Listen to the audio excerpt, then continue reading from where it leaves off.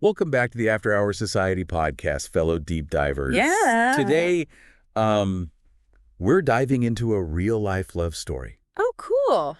One filled with almost missed connections and international adventures and a strong faith element. Okay. Yeah, we're exploring the journey of Katie and Kevin, as shared on Katie's blog, Hope Engaged. Okay. Get ready for some unexpected twists and turns. Right, because yeah. This one's a real page-turner.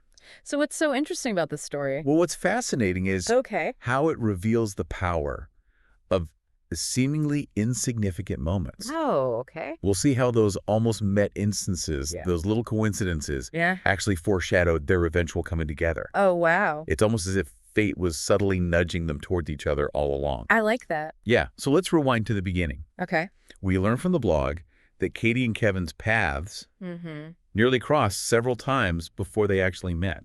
Really? Kevin's dad actually knew Katie's pastor Oh, wow. from way back, and they even attended the same college, yet they never actually connected. Ah, interesting. Yeah, and this recurring almost met theme Yeah. is intriguing. Yeah. It makes you wonder if Katie might be so consciously drawn to this pattern, Right. seeking a love that feels destined or preordained in some way. Like it was meant to be? Yeah, like she's looking for a love story that's written in the stars. Yeah. And speaking of stars aligning, there's this hilarious detail. Okay, what's that? Katie had a long-distance crush on Kevin, based solely on what she'd heard about him. Oh, wow. Talk about taking a leap of faith. That's amazing. I know. And to add another layer of humor, Yeah. Kevin admits he doesn't even remember those early encounters. Oh, no. It's a good reminder that even the most epic love stories can start with fumbles and misconnections. Yeah, for sure. It definitely humanizes the whole love at first sight trope, doesn't it? Yeah, totally. But let's not forget the... Oh, yeah. And let's not forget the 100 goats joke from Kevin's dad. What? During one of those almost met moments, he playfully told Katie's dad that he'd give him 100 goats for Katie's hand in marriage. Oh, my goodness. If they were living in Nepal. Wow. At the time, it was just a funny comment. Yeah. But looking back, it almost foreshadows their future, highlighting the unexpected ways life can unfold. Right. It's those little details that make you wonder about the hidden threads connecting seemingly random events. Yeah, I like that. Absolutely. It's Yeah. like those Easter eggs in movies that you only notice on a second viewing. Uh-huh.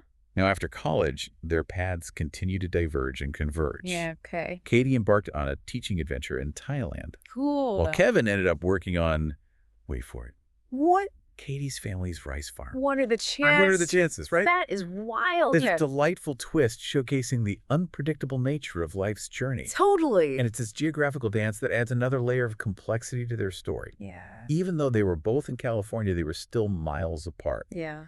Makes sense. But then enter the parents, Yeah. Oh, the parrots always... the ultimate matchmakers. Yes. Katie's parents, knowing she was visiting from San Diego, Mm-hmm. invited Kevin over for dinner. Okay. Now, Kevin had already seen Katie's senior picture at her parents' house and was smitten. Imagine the anticipation building up to that dinner. Oh, yeah. It's a classic example of how family and friends can play pivotal roles in shaping our love lives. Yeah. Sometimes we need those external perspectives to push us towards what our hearts truly desire. For sure. And Kevin later confessed that he found Katie beautiful and out of his league. Oh. But just as things were heating up, he moved to Spain. Oh, no. Come on. Talk about a roller coaster of emotions. Wow. Luckily, Facebook became their lifeline, Okay. allowing them to stay connected across continents. That's great. This highlights how technology has revolutionized relationships. Yeah, It definitely. allows us to nurture connections that might have faded in the past, Mm. bridging geographical gaps and creating new possibilities for love to blossom. Yep. Now, for a decision that takes guts a year later, Katie needed a place to live in Southern California. Okay. She was faced with a choice: find random roommates on Craigslist or live with Kevin's family. Whoa. Living with Kevin's family before even going on a date. Bold, right? That's bold. Yeah. That tells us Katie's either highly intuitive or has a knack for calculated risks. Yeah. It shows a willingness to step outside conventional dating norms. I'm sensing a theme here. Katie definitely seems drawn to the unconventional. I can see that. She messaged Kevin to see if there was room, Yeah. and he, without even checking with his parents, immediately said yes. Oh, wow. He even excitedly told his friend that Katie was cute Oh, that's cute. and that my friends is how they became roommates. Oh, what a story. this unconventional living arrangement sets the stage for a unique dynamic. Right. By sharing the same space, their connection deepens organically in ways that traditional dating might not allow. Yeah, that makes sense. And Katie confessed that living under the same roof amplified her crush on Kevin tenfold. Oh my goodness. But she was unsure if he felt the same. Okay. They started with casual talks, then graduated to texting, hiking movies, even exercising together. Wow. So they were spending a lot of time together. Yeah, they were. This gradual progression from casual interactions to shared activities Right. is a textbook example of how attraction can evolve into something deeper. Totally. It creates a foundation of shared experiences and strengthens their bond. And don't forget, we're just getting started. There's more. If you're enjoying this deep dive, don't forget to hit that like button and subscribe to the After Hours Society podcast. Yes, please do. There's so much more to uncover in Katie and Kevin's journey, so stay tuned. Can't wait. Welcome back to our deep dive into Katie and Kevin's love story. Right. Last time we left off with them navigating the complexities of living under the same roof. Yeah. Feelings intensifying, but neither quite sure of the other's true emotions. Right. It was all very will they, won't they? Yeah. And then Katie's friends, always the astute observers, started noticing the sparks flying. They were convinced something more was brewing between Katie and Kevin. It's often easier for those on the outside to see the romantic potential before the individuals involved. They have that objective viewpoint, Right. free from the fog of personal feelings and anxiety. Totally. Meanwhile, Kevin, though, falling for Katie, Yeah. was terrified of making things awkward if she didn't reciprocate. Oh. They even took a salsa dancing class together. Oh, my goodness. Talk about a recipe for romantic tension. I know, right? His family was dropping hints left and right. Yeah. But Kevin still hesitated. This hesitation speaks volumes about Kevin's character. It reveals a sensitivity and respect for Katie's feelings, a reluctance to push her into anything before she's ready. Right. It's a refreshing contrast to the stereotypical bold romantic hero trope. It's true. He's not just going for the grand gesture. He's trying to read the situation and respect Katie's boundaries. Exactly. Then when Katie's family went to France for the summer, Kevin started sending her regular emails Oh, expressing how much he missed her. that's so sweet. And for Katie, those emails were a game changer. Distance often has a way of clarifying emotions. Right. The physical separation can intensify feelings of longing Yeah. and help us realize the true depth of our connection to someone. And those emails weren't just sweet nothings. Right. Kevin was subtly revealing his deeper self, his thoughts, his vulnerabilities. Oh, wow. No wonder Katie found herself falling harder. I bet. Upon her return, Kevin finally mustered the courage to ask her out on a date, Okay. complete with her favorite meal and a romantic picnic. Ah. But here's where Katie throws us a curveball. What? She said no. Oh, no. This unexpected rejection isn't a sign of disinterest. Okay. Instead, it points to a deeper conflict within Katie. Okay. Remember that longing for a destined love we discussed earlier? Well, Uh-huh. this might be where that subconscious desire clashes with reality. Oh, that makes sense. So it's not that she doesn't like Kevin. There's something else holding her back. Fill us in what was going on in Katie's mind.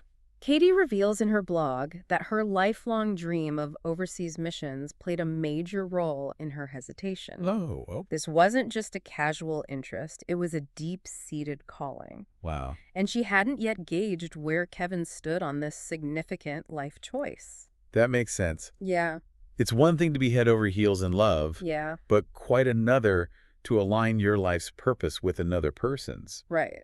especially when that purpose involves potentially uprooting your life Yeah, and embracing a completely different culture. exactly. It's a decision that requires careful consideration and honest communication. Right. And to Katie's credit, she didn't shy away from addressing this potential conflict. Yeah. Instead of simply saying no to Kevin, she asked for time to reflect and pray. Okay. Essentially saying not yet to the relationship Yeah. until these crucial questions were answered. It takes a lot of maturity and self-awareness to prioritize those big picture questions, Yeah, it does. especially when you're caught up in the whirlwind of new love.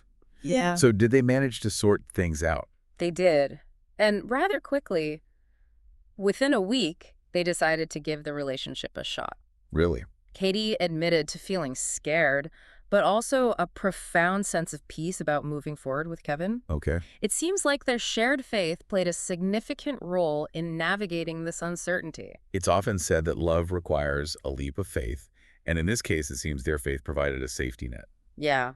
allowing them to take that leap with a sense of trust and guidance. Definitely. But what about the elephant in the room, the missions question? Right. Did they end up on the same page? They did, though. It wasn't a simple journey. No. While Kevin had traveled extensively for pleasure, Mm-hmm.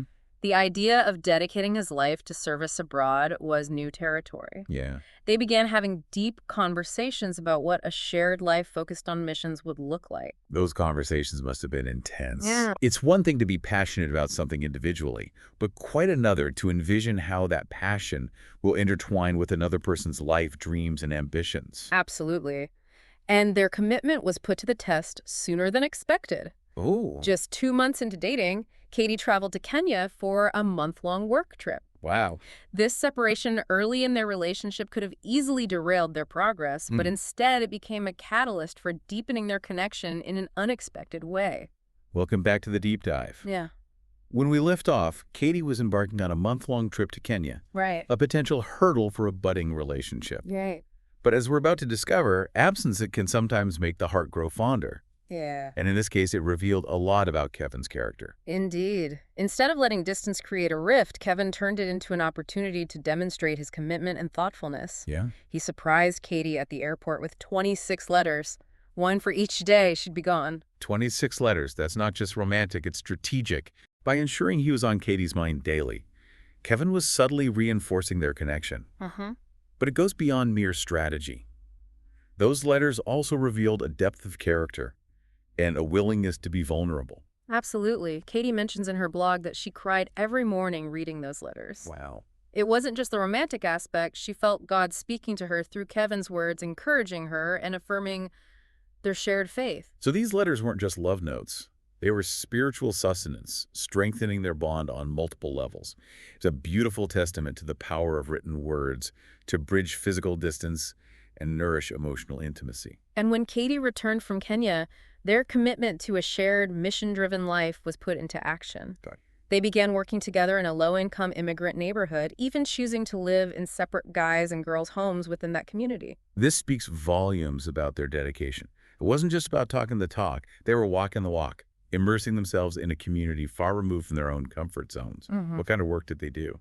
They led workshops at a teen center focusing on food and culture. Oh, cool. Each week, they'd choose a different country and teach the kids how to cook dishes from that culture. What a creative and engaging way to connect with the kids.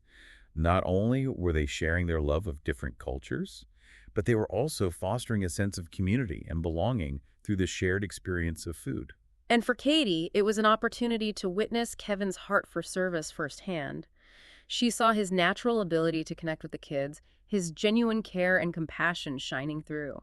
It seems like everything was falling into place. They were in love, serving together, their shared passion for missions coming to life. But Katie's journey wasn't without its internal struggles, was it? You're right. Despite all this, Katie still grappled with the enormity of lifelong commitment. Okay. Even though she loved Kevin and felt their lives aligning beautifully, the idea of forever was daunting. That's such a relatable struggle. Even when you find an amazing partner who shares your values and passions, the weight of that lifelong commitment can feel overwhelming. What factors contributed to her hesitation? Katie mentions that her own parents' 30-year marriage played a role. Oh. It wasn't that she doubted the possibility of lasting love. It was more about understanding why she felt this inner resistance, this fear of taking that final leap. It's as if she was trying to reconcile her deep desire for a destined love with the reality that love, even divinely inspired love, requires effort, compromise, and a willingness to navigate the inevitable challenges that arise over a lifetime. So how do they navigate this hurdle? Did they find a way to bridge this gap? They did, but not without another twist. Around this time, Kevin decided to move to Indonesia for 6 months to coach a university basketball team and further pursue his passion for missions. Wow. This presented both a challenge and an opportunity for their relationship. On one hand, it meant more physical separation, but on the other hand, it allowed Katie the space she needed to confront her fears and uncertainties. Exactly, and they made a bold decision to take a break from communicating for a few weeks while Kevin was in Indonesia. A break from communicating. Kevin was already sure he wanted to marry Katie, but she needed that time for introspection to truly listen to her heart. Taking a break from communication when you're already halfway across the world from each other. That takes a tremendous amount of trust and a deep understanding of each other's needs. What was the outcome of this period of silence? It turned out to be exactly what Katie needed. During those weeks of quiet reflection, she found the peace and clarity she'd been searching for. Hmm. For the first time, she felt a clear calling towards marriage, and specifically towards marrying Kevin. The distance, the silence allowed her to hear her own inner voice free from external pressures or expectations. Sometimes taking a step back is all it takes to gain the perspective we need to move forward with confidence. And when Kevin returned from Indonesia, he didn't waste any time. He proposed. He did, and according to Katie's blog post, it was an epic proposal. She even included a link to the post, which we'll be sure to share in the show notes. I'm definitely adding that to my reading list. But tell me, how did their wedding go? They tied the knot on August 13th, 2011, and it sounds like they've been happily married ever since. Oh, Their story is a beautiful testament to the power of trusting God's timing, following your heart, and embracing the unexpected twists and turns that life throws your way. absolutely. And it reminds us that sometimes the most fulfilling journeys are those that take us far beyond our comfort zones. If we connect this to the bigger picture, Katie and Kevin's story offers valuable insights for all of us. Right? It encourages us to embrace uncertainty, to have those difficult conversations about our values and aspirations, and to trust that even when things don't go according to plan, there's a bigger picture unfolding. I love that. It's like that saying, life is what happens when you're busy making other plans. Exactly. And sometimes those detours lead us to exactly where we're meant to be, to a love that's both unexpected and profoundly fulfilling. Well, this has been an incredible deep dive. Katie and Kevin's story is a powerful reminder that love can bloom in the most unexpected places, and that sometimes the greatest love stories are those that defy expectations. So here's a thought-provoking question for you, our listeners. How have unexpected twists and turns shaped your own life journey? We'd love to hear your reflections in the comments. And if you enjoyed this deep dive, don't forget to hit that like button and subscribe to the After Hours Society podcast for more fascinating stories and insightful discussions. Thank you for joining us on this deep dive. Thank you for listening to the After Hours Society podcast. And don't forget to like and subscribe